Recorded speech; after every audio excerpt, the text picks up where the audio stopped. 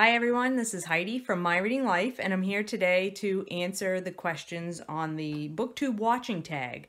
I was very kindly tagged by Mercedes from over at Mercy's Bookish Musings, and the original tag creator was Harriet, and I will link both of those videos down below for your viewing pleasure.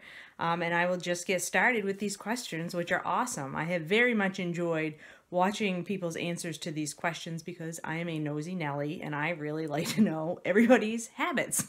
So here we go with my answers. I'll be looking down because I wrote down the questions here in my notebook so that I wouldn't have to keep looking them up on anything electronic. So the first question is, how many channels are you subscribed to? And I believe it's around 212, which seems to be a low number compared to some of you, but I did notice in scrolling down through the channels that a lot of the people that I subscribed to, like sort of early on when I first started watching BookTube, are no longer making videos, which is really a shame because I really enjoyed their videos and I wish they would come back to it. So I'll remain subscribed in the hopes that someday they'll pick the channel back up and continue to make some bookish content. Number 2, when do you normally watch BookTube? I'm similar to some folks in that I watch in the morning a lot, but I am different, I think, in that I usually do my watching while I'm on the treadmill. So, as most of you know, I live in Maine, and in the wintertime, it is too dark and too cold before and after work to get any exercise done outside, and so I am forced onto my treadmill, which is in the basement of my home, which is also dark. And so I learned long ago that the only way that I was going to get myself onto that treadmill on a regular basis, and I like to do at least 30 minutes every day, is to watch BookTube videos, because I like watching BookTube videos, and if I give myself permission to watch BookTube as long as I want, as long as I'm on the treadmill, it kind of forces me to stay on the treadmill longer than maybe I otherwise would. So the bulk of my BookTube watching is done on the treadmill, but I also always continue to watch BookTube after I get off the treadmill. I usually have a shower and then I eat my breakfast, and so I watch during breakfast. And if I have other sort of household chores that I can do while watching, I will do that. So like if I have to wash dishes or if I have to fold laundry or something like that, I will watch BookTube at those moments as well. So I don't get as much BookTube viewing time as I like. A lot of times on the weekends, I will try to spend some time catching up on videos that I missed through the week. And so that's why you'll often find me commenting on your videos, weeks or sometimes even months after you've made them, because I've just finally caught up with my watch later list. Number 3, how do you balance BookTube watching, reading, and making your own videos? Well, this is always the problem for me. I do work full-time. One of my children still lives at home. One is gone out on his own, but I have, family obligations and all of that sort of thing, as we all do. So I do find it hard to sort of get the balance right. I would say for me, reading comes first always, because reading is how I relax. It's how I de-stress. And if I'm feeling particularly anxious or stressed out, I am going to turn to reading before anything else. And so I absolutely must have my reading time every day. I would guess that and the other thing that sort of limits my BookTube watching time is we don't have awesome internet service where I live. So if my daughter is home and is streaming Netflix, then that means nobody else is on the internet, basically. So, and that is, a lot of the time that she is at home, she is streaming Netflix. So, that also limits my BookTube watching time. And I do try to maintain at least one video. I try to make at least one video every week. Hopefully 2 if I can squeeze it in, but absolutely try to do 1 per week. So that is sort of my baseline of making videos. Reading always comes number 1, and then I fit BookTube watching in around those 2 things. Question 4. Is there a difference between the videos you like watching and the videos you like making? Yes, there is, and it's mostly because I don't have the technology that I would like to have, nor do I have the time to invest in learning the editing and things that go along with making a more you know, video, more graphic intensive or more editing intensive video. So I really enjoy watching videos like those made by David over at the Poptimist, or anybody who has the ability to insert, you know, the picture of the book they're talking about up in the corner of their videos. I really appreciate that. I wish that I could do it. I don't currently have software that would allow me to do that. I use the free Movie Maker software that is on my husband's laptop, because I gave my personal laptop to my mother and I don't have another one at the moment. So I'm sort of limited to my software in that I can't insert graphics into my videos. Someday I will upgrade that, and I will have, you know, either purchase some software or figure out something else. But for now, that's my limitation. So while I really enjoy watching those videos that have those elements in it, I cannot personally myself do that at this moment. So that's the big difference for me. Question 5, who's the first booktuber you subscribed to, and do you still watch them? I went back through my subscription list, and I think that the first person that I subscribed to was a young woman named Nancy from Nancy's Reads, and she has not made videos in a very, very long time. And she was really engaging, and I totally stumbled across her by happenstance, and I think that is probably similar for a lot of you, in that I did not watch YouTube at all before I found Booktube. I was doing a Google search for a particular book, looking for information about it. It happened to pop up a recommended video, which I believe was Nancy's, and that led me to realizing, like, people do things about books on YouTube. That's amazing. I love books, and I think Nancy actually mentioned the term booktube in her video that I watched about a particular, you know, I was looking for a particular book, but I think she mentioned the term booktube, and I was like, what is this booktube that you speak of? So I searched in YouTube on the term booktube, and I believe that the first person I came up with that popped up was Jean from Jean's Bookish Thoughts, and I absolutely loved her channel. I like binge watched like so much of Jean's content, and through her found my way to a lot of the British booktubers, Jen Campbell and Mercedes and Lauren from Books and Daydreams, and so many folks like that that are like booktube staples.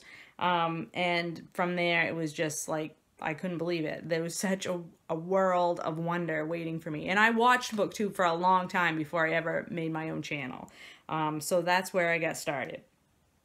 Question 6, who is the most recent booktuber that you subscribe to? I recently, actually the most recent booktuber I subscribed to was right before I made this video, and that's Jacqueline, who has been a commenter on my videos, has recently created her own channel. I understand from some encouragement from Leah, and that's awesome. And so I subscribed to her, and I would encourage you all to go check out Jacqueline's channel, the name of which is 6 Minutes for Me, and I will link it down below.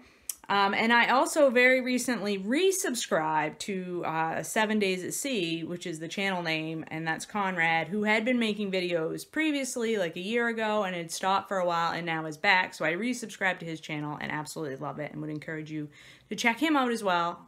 Obviously, I will link all these channels down below when I'm done. Number 7, share an old favorite booktuber. So I have lots of old favorites, some of which I mentioned.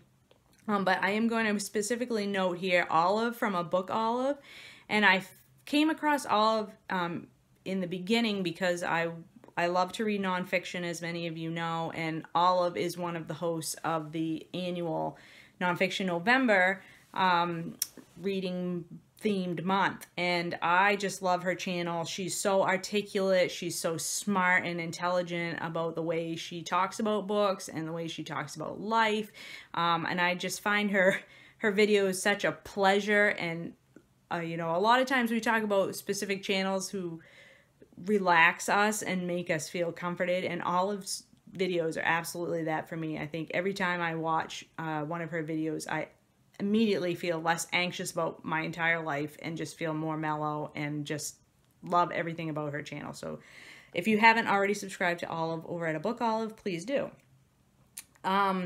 Number 8, share a new favorite booktuber. A new favorite booktuber for me is, and this could be lots of different people, and I just sort of randomly picked one of the people that I've currently been loving a lot, and that's Roz over at A Journey Through Books. Roz is a booktuber from South Africa. She has the most amazing accent. I find it just simply delightful to listen to. She's a teacher, has an eclectic taste in books, as many of us do, and I just love watching her videos. So we'll leave her link down below as well so you can check her out. Number 9, what is one of your booktube pet peeves? For me, that's music playing in the background of just a normal video where somebody is talking.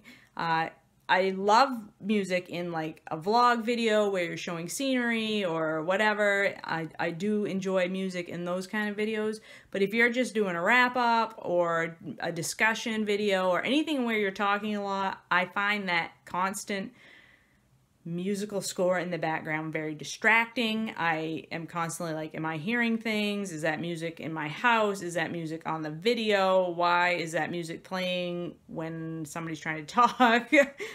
So maybe that dates me as an old booktuber in terms of my age. Maybe I'm just too old to understand, you know, the aesthetic of having the music playing behind your video, but that's just something that bugs me. I don't like a lot of extraneous noise anyway. I am a person that suffers from headaches and migraines, and I find like any kind of competing noises like that to be really hard on me, so I just avoid them if I can help it, you know. So that's just my particular pet peeve. Question 10.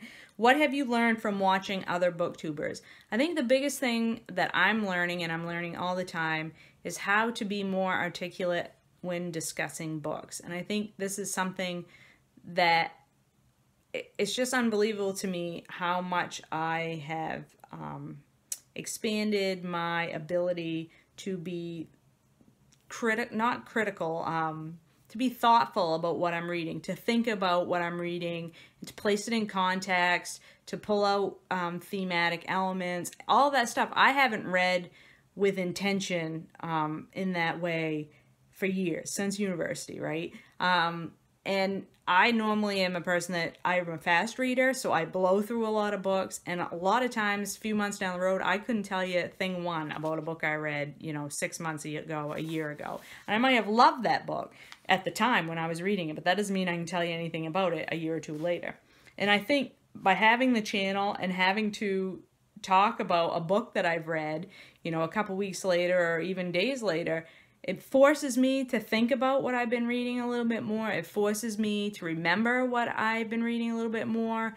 And I'm loving that. I had not realized how lacking that was in my life and how much enjoyment I could get out of it in a context that wasn't educational, you know, that wasn't like I was going to have to write a paper on it and be graded on it. Instead, I get to talk about it with my friends on Booktube, and I just find it so pleasurable to do that. And I have learned so much from watching other booktubers in ways to talk about books that are just, I think, really excellent. And so I really appreciate that I'm learning or relearning this skill from having this sort of hobby. And question 11, tag some favorite booktubers. So I have a list of people here that I'm going to tag, and I hope that any of you will do this video if you'd like to. And I apologize if you've been tagged by somebody else already. I know this tag is currently going around very rapidly on Booktube, and you probably will all have already been tagged by somebody else, but I'm just going to re-tag you again if you have. So first I'd like to tag Conrad from 7 Days at Sea. I'd like to tag Aoife from Fred Weasley Died Laughing, Laura from Bookie Laura, Emily Sears from the channel of the same name, Claire from Claire Reads Books, Sean from Sean the Book Maniac, and Maggie from Maggie Chats Books. I will link all of their channels down below. If you haven't already checked them out, please do. They make awesome Booktube content. And I would just like to thank Mercedes again for tagging me. This was a really fun tag to film, and I think it's been a really fun tag to watch other people's answers to. And it's just lovely to be a part of this community and to talk with so many other people about a subject that we all love. So I hope that you all are doing well out there, and I will talk to you later.